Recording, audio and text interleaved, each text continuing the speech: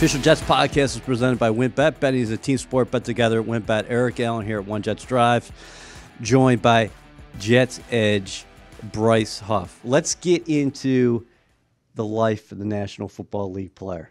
You guys finish the victory in Denver, go in the locker room, taking the speech, and then you board a plane. What do you do on a plane after a victory?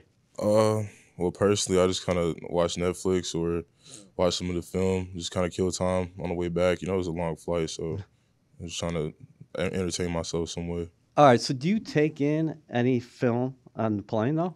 Yeah, we download the games on our iPads before, so we can just watch it while we're in the air and just be ready for meetings the next day. So what did you see?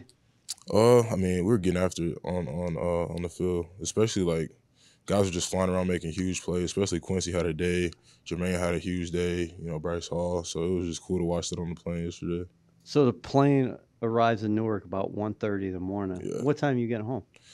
I didn't get home till like 2:15 around that. And how many hours of sleep do you get? Not much, especially like after games. I'm so like hyped from like all the adrenaline and pre-workout and everything. I didn't get to bed last night until like 4 probably. And then what time are you getting up? Like 10. So you get up at 10, then you're back at the facility. What do you have to do as far as the body is concerned? Well, we have the post-game workout, and then I'm about to hit some recovery, and then just kind of rest the rest of the day. What's the Monday workout like? We got heavy squat. What else we do? Hamstring, like posterior chain work, and then I hit a little core, and then that's about it. But how does the body feel? That was the most percentage of snaps you've ever played in the National Football League. I think it was 44% of the defensive snaps yesterday against the Broncos. Yeah, I mean, I felt pretty good today, and then with the workout, it just kind of flushes everything out, so I feel pretty good. What about you guys meeting in terms of positional meetings and then as a group, as a defense? Well, today we just had the position meetings because it was Victory Monday, so we had like a more lenient schedule, and we just went over some of the film with the D-line coach and just kind of critique things and pointed out the positives and things we can improve on. What did you see on film?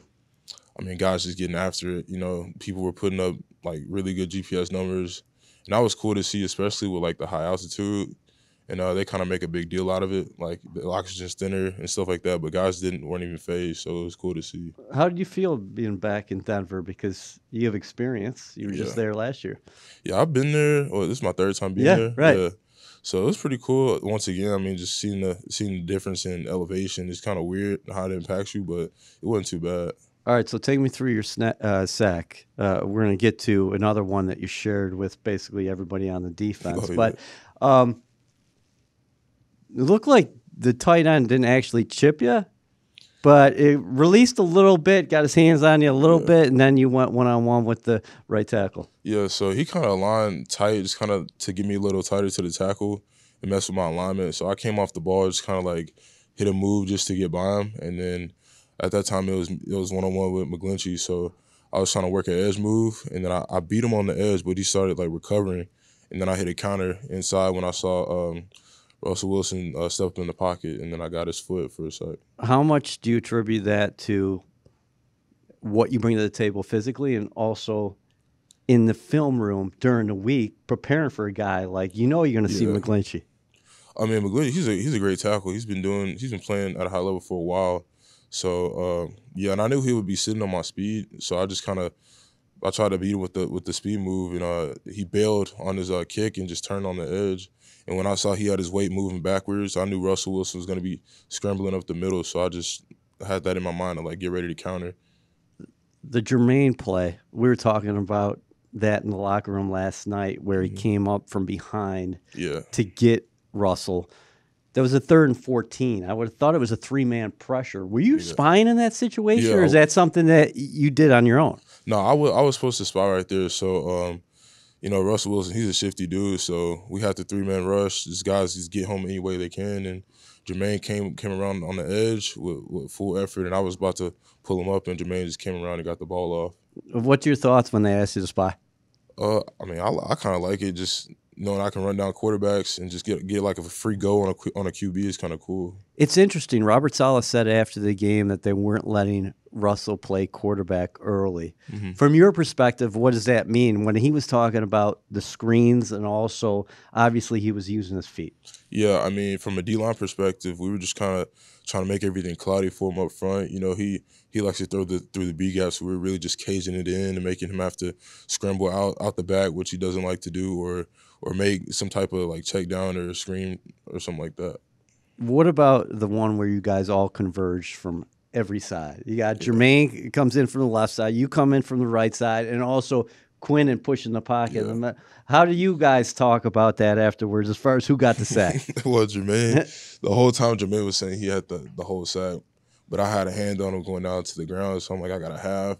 And then Q was saying he knocked him down too, so he was saying he got the half.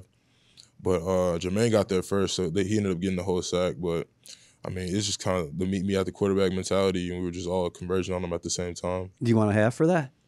I mean, they gave it to Jermaine, but if I could get half, I would. Okay, so what kind of adjustments do you all make after that first drive where they score on the first possession? I mean, just kind of settle down. Like they came out hot on us, and then we just had to settle down as a defense and do what we were practicing to do all week. What changed in the second half? Bryce takes it 72 yards. You guys finally have a lead. Was it like, hey, we finally got a chance to play our style of defense right now? Yeah. I mean, playing with the lead, I think that was our first time this year where we were able to like come out and really just like unleash our package, like our rush plan and put our best moves on film. So that was kind of cool seeing how like the O-line set differently or the QB would like hold the ball a little longer or things like that. So it was really cool to be able to take advantage of that and show what we could do. Did you sense his frustration as far as Wilson is concerned? Yeah, definitely. We were getting after him a ton, and especially going into that final like 2-minute drive when Quincy was all over the place. So I mean, yeah, I would definitely sense that frustration from him. How unique is Quincy Williams? And what did you make of that last possession where he comes up with 2 sacks, including the strip that Bryce takes to the house? I mean, big-time players make big-time plays in big-time moments, and that's exactly what he did. He just came out. He's been doing that like for a while, just on the blitzes, just being dominant. And he just came off the edge and got the ball off, and he came up the middle on that one blitz and got the sack clean. So I mean, he's just an absolute dog.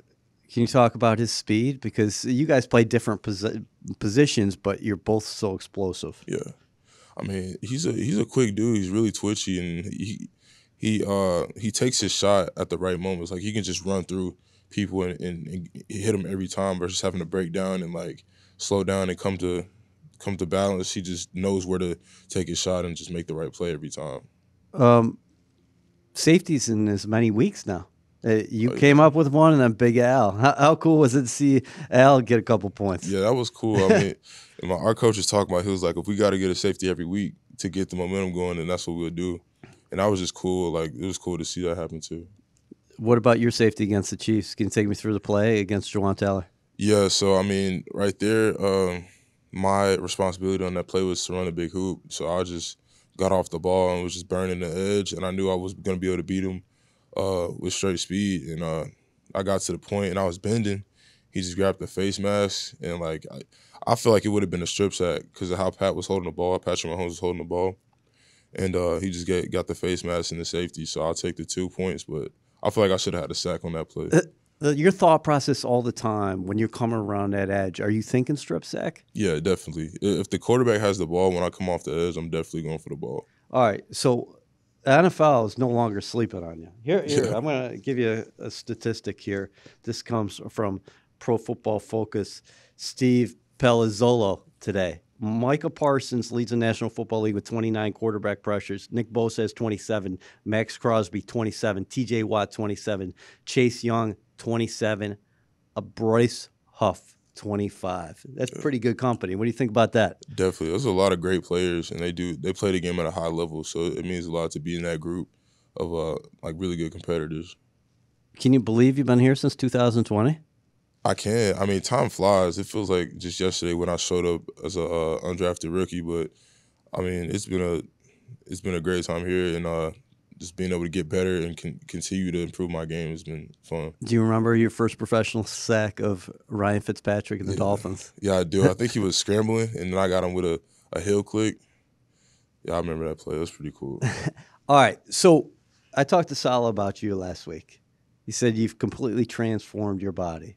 Can you talk about what you've actually done and the work that has gone along with it? Yeah. I mean, I remember coming in my rookie year, I felt like I was like fit and like a big dude, but looking at film now and seeing how I looked my rookie year, I looked so small compared to now where like I look like way less explosive and all that. But like working with the strength staff here, I've been here like every off season, training with Coach Nicolini and the whole staff and just getting better every day. So I feel like I've been refining my process and just sticking to it every day. And that's just kind of like what's the word? It's just kind of built over time to where I am now. What's the difference in the weight since you entered the league? I think I came in at like 240, 245. I think I'm sitting at around like 263. And at 263, I think it's fair to say you're more explosive at 263 than you were at 240. Would you say that? Yeah, definitely, definitely. I was thinking about it. I was like, maybe I could be faster with less weight, but then I'll be losing muscle. So I think this is just like my sweet spot right here. All right. So how have you developed as a pass rusher over time?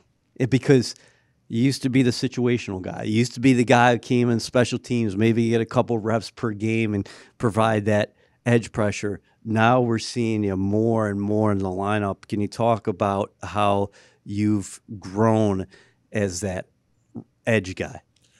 Um, I feel like just staying consistent. You know, Coach White Cotton, like we come out for practice every day. He's the same dude every day.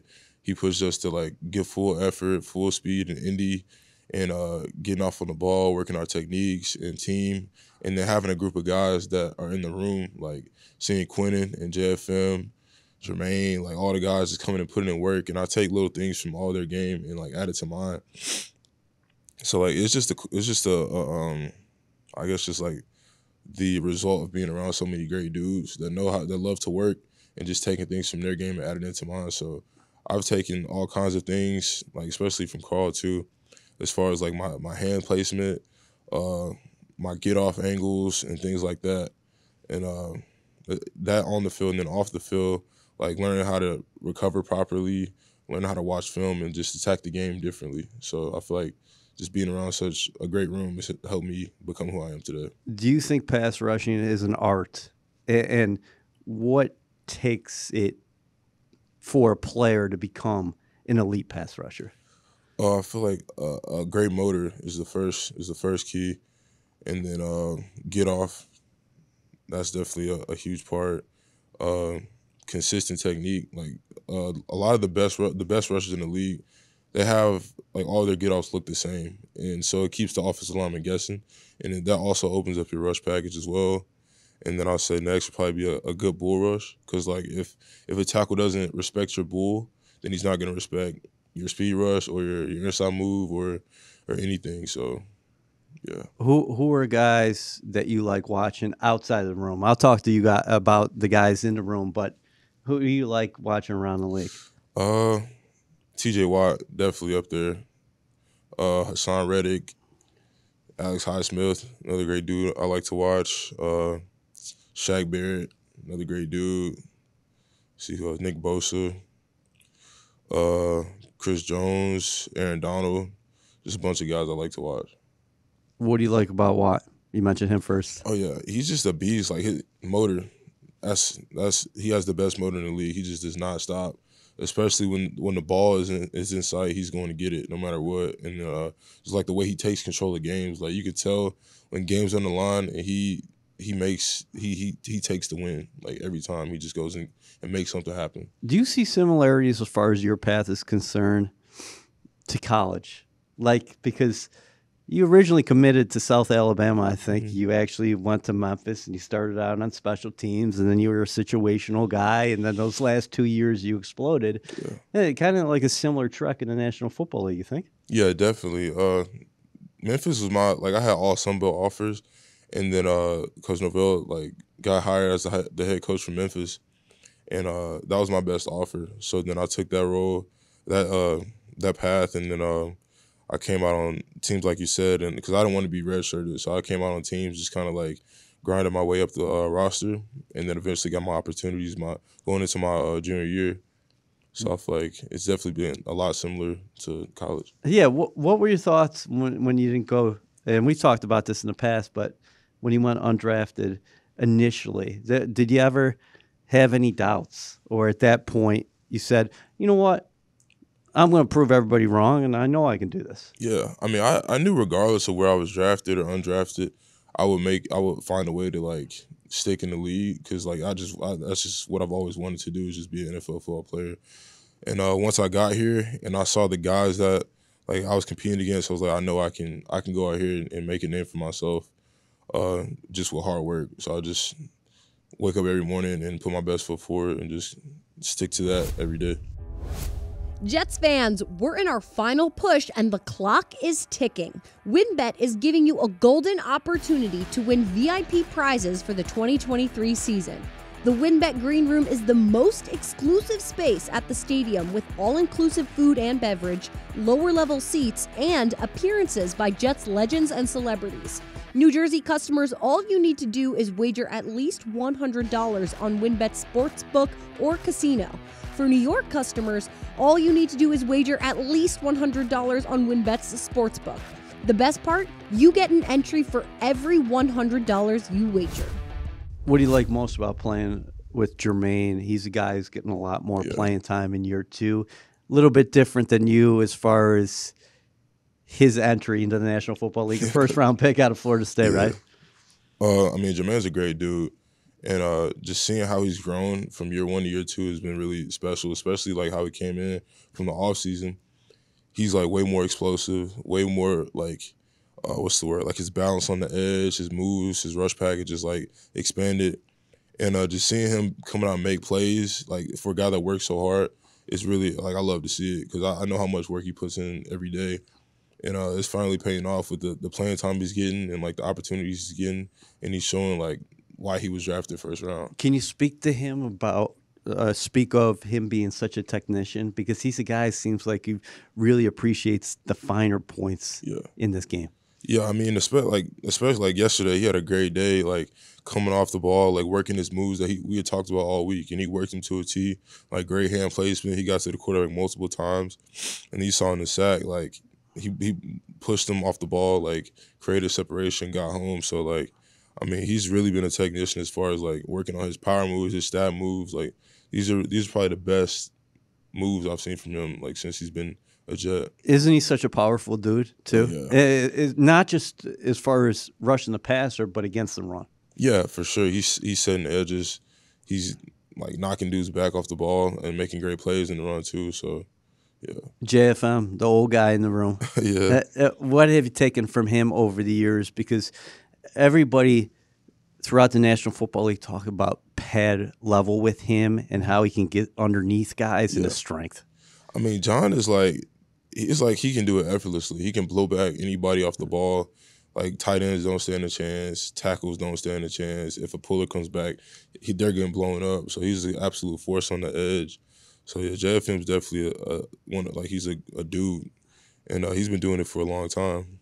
How do you think Will McDonald's coming along here in year one? Yeah, I mean, Will's a beast, and I feel like once everything like truly slows down for him, he's gonna be unstoppable because he has the most unorthodox rush package I've ever seen. And really? Like, yeah, and once it all comes together, he's gonna be one of the best in the league without a doubt. Okay, so you got to dive into that. What do you mean by the most unorthodox rush package you ever seen? I mean, like as a rusher, I can see like guys' different like tendencies as far as like where they aim coming off the ball or like their tracks or their steps. So like when I look at Will's rush package, he has like these weird stutter moves that can make an offensive lineman like be uncomfortable, and like he can hit like crazy spin moves at different points in his rush and things like that. So it's really cool to see. I mean, I've never seen anything like it. Does he have freaky athleticism? Yeah, like his bend, the way he can maintain balance on the edge while being so low to the ground is cool. Especially like with how tall he is, he can really get low. Okay, as far as get off times though, in the NFL, you're right up there with everybody, with anybody in the league. What's the key to getting off the ball? I feel like it's the way my stance is. It kind of puts me like right in front of, like I always crowd the ball, and then like I keep my knee tucked. So when I take my first step, I have a lot more ground to gain on my first step, and also I just kind of have I don't necessarily jump the snaps, but I have a bit of anticipation when it comes to when the ball is going to be snapped. So I'm always ready for it. So what goes along with that anticipation? Obviously, there's film study, but some of that's got to be instinctive as well. Yeah, like I don't know, you can kind of feel when a center's about to snap a ball, whether he like gets tense and kind of rocks back on his heels, or you can see him kind of squeeze the ball or like kind of turn it. Just little things like that, and then just like reflexes. Just we practice that every day, just getting off on the ball. So I mean, it's just part of training. What about cadence? What are you listening for? You don't listen to anything. You're watching down as far as the hands are concerned. Yeah, I really personally I don't listen to cadence because it can be like it's a toss up, and at any moment if you think it's one thing, it can be another.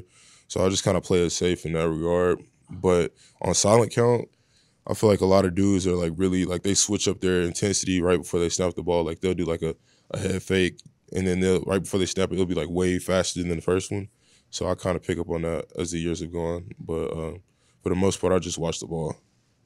What's going through your mind in that split second where you know you have the edge on somebody on a tackle? Just I make sure I clear my shoulder because they like to grab, turn my ankle, and just burst to the QB. Percentage of holding on plays in the National Football League, what would you say? Could they call it every play?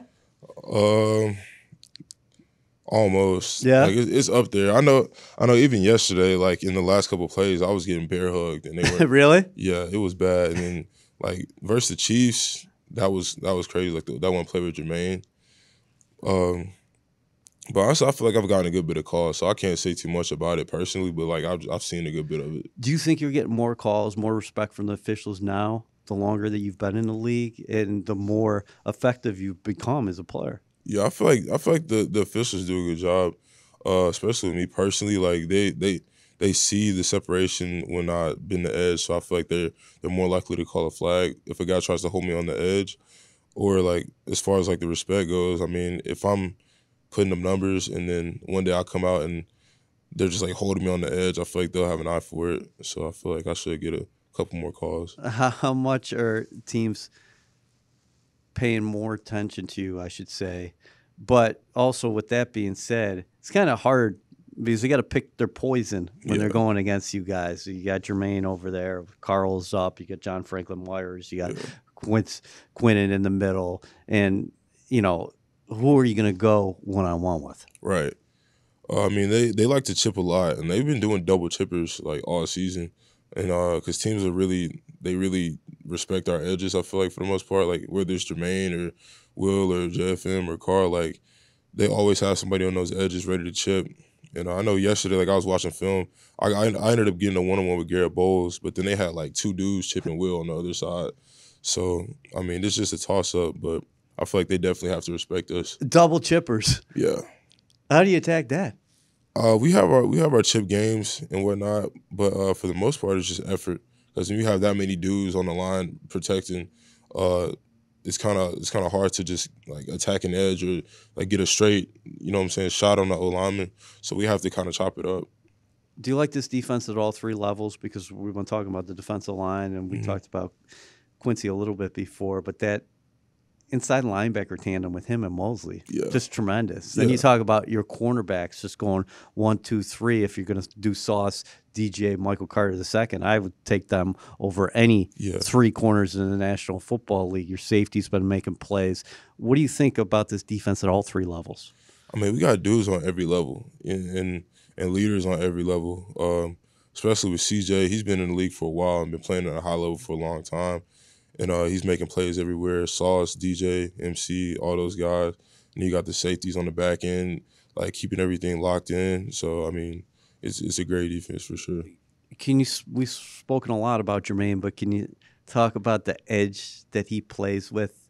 Seems like that you're all going, but as far as just getting after people, like Jermaine has a different sort of edge. Yeah, definitely. Jermaine is a beast. You know, like, He came from Florida State, and he's been doing that. Like, he played the same way in college, and he came here with the same effort, the same tenacity off the edge, and like like it's kind of that TJ Watt type of motor. Yeah. You know what I'm saying? Like when there's a play to be made, he's gonna be there to make it. You know, especially you saw that yesterday. He was all over the field. He seems like a dude you just want with you in that foxhole. If you're going to get in a fight, you want Jermaine with you because he's going to be right there leading the way. Yeah, facts. All right. So how big was that victory overall? You guys were 1-3 heading to Denver. You're playing a Broncos team that had just won their first victory of the year.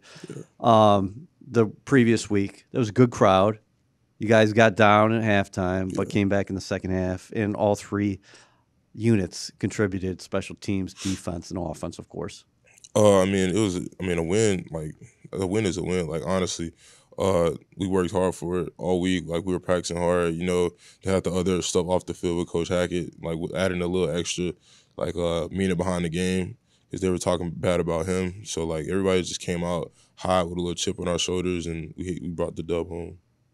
What can you say about Nathaniel Hackett as a guy who's here every day, who's been with him, is fighting with him? Yeah, I mean, he's a great dude. Like we came out and they did what they need to do to put points on the board, and like we just play complimentary ball. And so yeah, he's a great coach too. What about next? You got the Philadelphia Eagles coming to town, defending NFC champions. Yeah, I mean a group of real guys that know how to play. You know, especially their line. They got Mailata and then Johnson on the other side. Like great competitors. I've been looking forward to going against them for a minute just because of how good they are. Like I'm really looking forward to the matchup. You know, because those are some of the guys. Like if you're a real rusher or like if you're a real like line, you're gonna be able to make something shake on two of the best tackles in the league. So I'm looking forward to that competition and just playing against their team as a whole because they have a beast of a team. In Salah's first year, 2021, they came here and they practiced with you guys prior to a preseason game. What was that experience like for you? I mean, I feel like I had pretty good practices versus them, but practice and game are two different things because the intensity is way higher, the focus is way higher, and I feel like everything's heightened. So it'll be exciting to see how we face them in a real game. I know it was practice, but who were you matched up with predominantly during that week? I feel like I was going against Mailata most of the week because JFM was on the left side going against Johnson, so I was on Mailata most of the week. What's unique about him? His size obviously stands out, man. Yeah, he's huge. Personally, his length and his size are two of his best attributes because he can just take up so much space.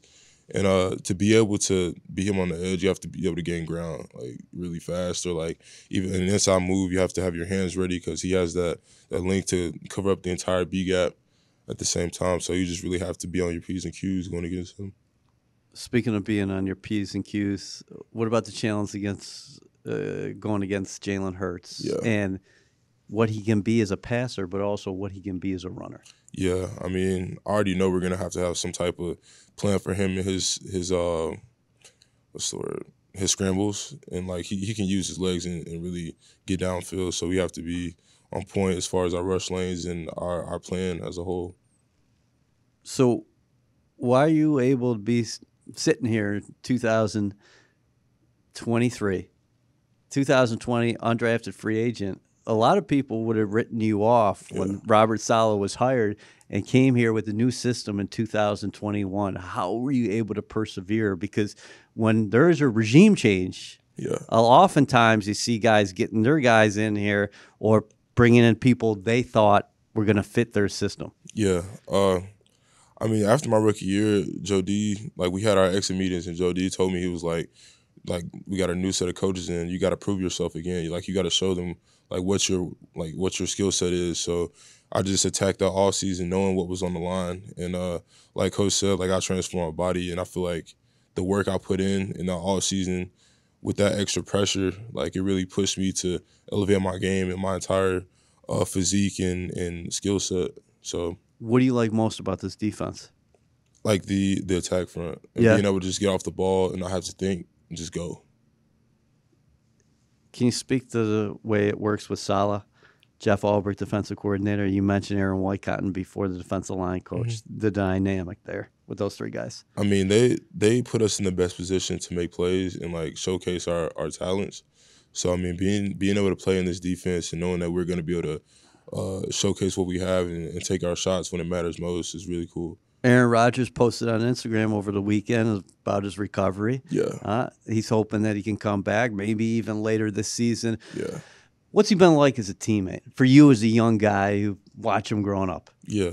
I mean, like he's been a beast since I was a child. You know what I'm saying?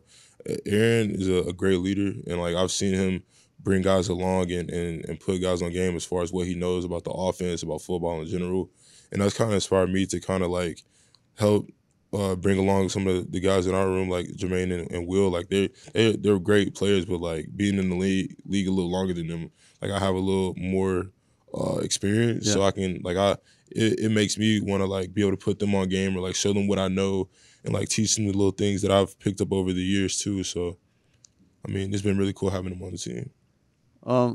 How pumped were you for Bryce? Oh, yeah. He goes back to Denver. He went down with the ACL tear in Week 7 last year. He goes for a career high 177 yards. Yeah, I mean, that was huge. And I was here like training this offseason. I saw how much work he was putting in to come back and play at a high level. So seeing him come back to the same field that he was hurt on and attack it full speed and hit that career high is huge.